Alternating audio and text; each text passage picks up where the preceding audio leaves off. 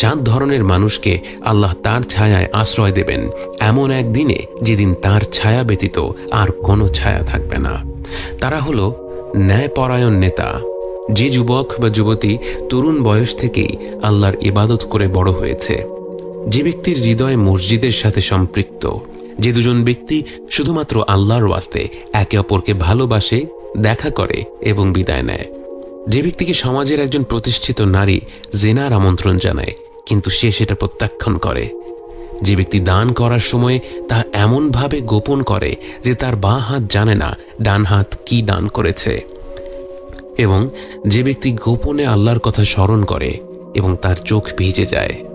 এর বাইরেও আল্লাহ রাসূল সাল্লাল্লাহু আলাইহি ওয়াসাল্লাম বিভিন্ন মানুষের কথা বলেছিলেন যারা তাদের ভালো কাজগুলোর জন্য কিয়ামতের দিন আল্লাহর আরশের ছায়ায় জায়গা পাবে, যেমন ঋণগ্রস্ত ব্যক্তির ঋণ শোধ করার সময়ের বৃদ্ধি করে দেয়া, আল্লাহর রাস্তায় যুদ্ধ করা, এতিমদের দেখাশোনা করা, আল্লাহর রাস্তায় ব্যয় করা, সুন্দর আচরণ করা ইত্যাদি।